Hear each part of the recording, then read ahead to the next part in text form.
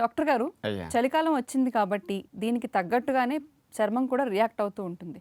మరి అందులో అన్నిటికంటే ఎక్కువ సెన్సిటివ్గా ఉన్న పార్ట్ మన పెదాలు. ఆ పెదాలు పగిలిపోయి కొంచెం రక్తం కూడా వస్తూ ఉంటుంది, మంట అది లేస్తూ ఉంటుంది. మరి అందుకే బయట దొరికే కెమికల్ లిప్ బామ్స్ అనేవి అప్లై చేస్తూ ఉంటాం.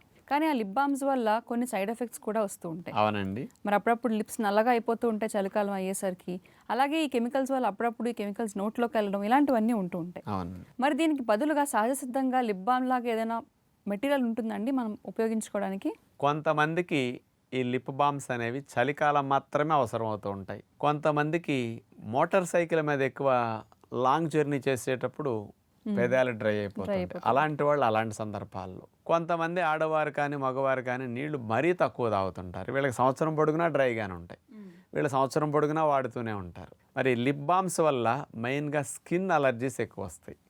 అందులో వాడే పెట్రోలియం జెల్స్ కానీ మినరల్ ఆయిల్స్ ఇలాంటివి ఎక్కువ వాడతారు. అవి చాలా సైడ్ ఎఫెక్ట్స్ని ఇస్తాయి. వాటి వల్ల లాంగ్ రన్లో స్కిన్ ఇరిటేషన్స్ ఎక్కువ రావచ్చు, స్కిన్ కలర్ మారచ్చు. కొన్ని రకాల అందులో వాడిన కెమికల్ కాంపౌండ్స్ కూడా ఇట్లా రాసినందువల్ల లోపలికి వెళతాయి. దానివల్ల కొన్ని అలర్జిక్ రియాక్షన్స్ లోపల రావచ్చు నోట్లో. ఆస్తమా లాంటిది కొంతమందికి ఎక్కువ అవుతూ ఉంటాయి. కాబట్టి బాహ్యంగా వాడే ఈ పెదాలపైన లిప్ బామ్స్కి కంప్లీట్గా మనం పక్కన పెట్టి ప్రత్యామ్నాయం లేదు అనుకుంటున్నారు, ఉంది. మరి అలాంటి బామ్స్ నేను చెప్తాను.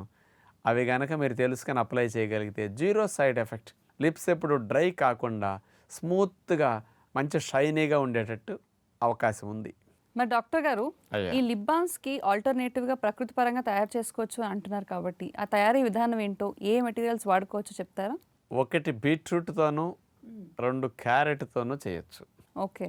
మీరు న్యాచురల్గా లిప్స్టిక్ వేసుకుంటే కొంచెం కలర్ ఎట్లా పింకిష్గా ఉంటాయో, ఈ 2 బాములు మెత్తగా పెదాలు ఉంచడానికి, పగలకుండా ఉండటానికి, స్మూత్గా షైనీగా ఉండటానికి, కలర్ని ఇవ్వడానికి కూడా పనికొస్తాయి. ఓకే. బీట్రూట్ గ్రైండ్ చేయండి, రసము తీయండి, వడకట్టి పిప్పి తీసేసేయండి. ఆ ప్యూర్ రసాన్ని మరిగించండి. బాగా మరిగేసరికి దగ్గరకు ఒక బాములాగా సెమీ సాలిడ్గా వస్తుంది. ఓకే. అలా వచ్చే వరకు చేసి పెట్టుకోవాలి మనం ఇంట్లో.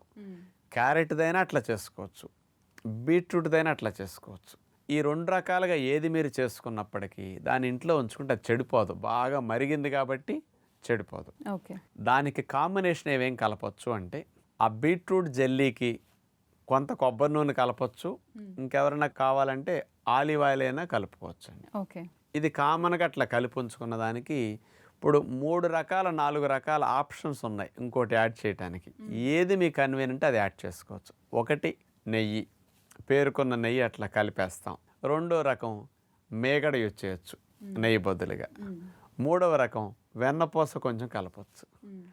4వ రకం వ్యాక్స్ ఉంటుంది మైనం, అది కొంత కలపచ్చు. ఓకే. ఈ 4 రకాలుగా మీరు ఏదైనా వాడుకోవచ్చు అనమాట. మీరు ఏ రకంగా అయినా సరే మీరు ఈ కాంబినేషన్స్లో మీరు అట్లా కలిపేసుకు ఉంచుకుంటే 2-3 రోజులు 4 రోజులన్నీ పోవు. దాన్ని కాస్త రోజుకు 3-4 సార్లు అప్లై చేసుకున్నారంటే ఇందులో మృదుత్వం ఎక్కువ వచ్చేటట్టు చేస్తాయి అనమాట.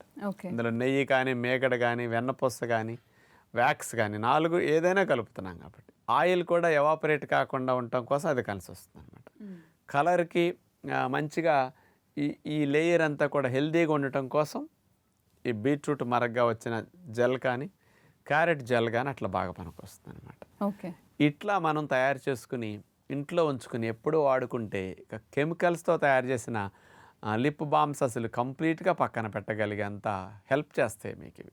డాక్టర్ గారు, ఇప్పుడు మీరు చెప్పినట్టుగా చలికాలం ఎఫెక్ట్ కంటే కూడా మన శరీరంలో తేమ శాతం కానీ, నీటి శాతం కానీ తక్కువ అవడం వల్ల లిప్స్ అనేవి డ్రై అవుతున్నాయని అర్థమవుతుంది.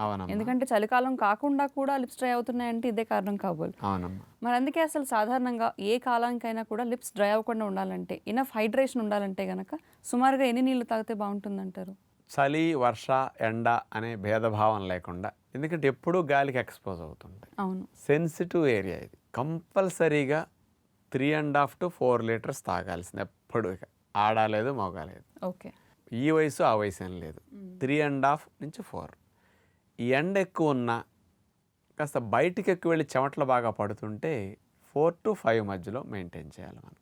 ఎక్కువ గాలిలో బండి మీద ప్రయాణం చేసేవారు ఆ గాలి యొక్క ఫోర్స్కి ఇక్కడుండే నీరు ఎవాపరేట్ అయిపోతాయి. అందుకని పెదాలు మోటార్ సైకిల్ మీద అట్లా వెళ్ళేటప్పుడు ఎక్కువ పగిలిపోతాయి. అలాంటి వాళ్ళు ఫుల్ హెల్మెట్ అయినా వాడాలి, లేదా అప్పుడు మనం చెప్పిన లిప్ బామ్లన్నీ అట్లా అప్లై చేసుకెళ్తే మంచిది. మంచిది. ఇట్లా డే అంతా కాస్త డ్రై అవుతూ పెదాలు పగులుతున్నాయి, ఇబ్బందిగా మంటగా పడుతున్నాయంటే అలాంటప్పుడు ఏం చేయాలంటే మీరు పాత లిప్ బామ్ డబ్బాలు ఉంటాయి కాబట్టి అవును.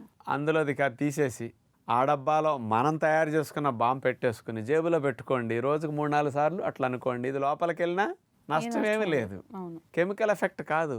మరి పెట్రోలియం జెల్లీలు ఏమి లేవు ఇందులో, అట్లాగే మినరల్ ఆయిల్స్ ఏమి లేవు, క్యాన్సర్ వచ్చే అవకాశం ఉండదు, ఏ సైడ్ ఎఫెక్ట్ ఉండదు. అందుకని ఇట్లా కూడా పెట్టుకు రాసుకొని నీళ్ళని మాత్రం క్రమం తప్పకుండా తాగితే మీకు బాగా చలి ఎక్కువైనప్పుడు కొంచెం పగులుతే తప్ప అసలు ఇతర రోజుల్లో పగలటం అంటే మీకు అనారోగ్య లక్షణం, అంటే మీరు నీళ్లు తాగట్లేదని అర్థం. ఓకే. మీకు బాగా టెన్షన్స్ ఎక్కువ ఉన్నా అట్లా పగిలిపోతాయి మళ్ళీ. అందుకని నీళ్లు బాగా తాగి కొంచెం ఇట్లా మార్పు చేసుకుంటే ప్రాబ్లం కంప్లీట్గా సాల్వ్ అవుతుంది.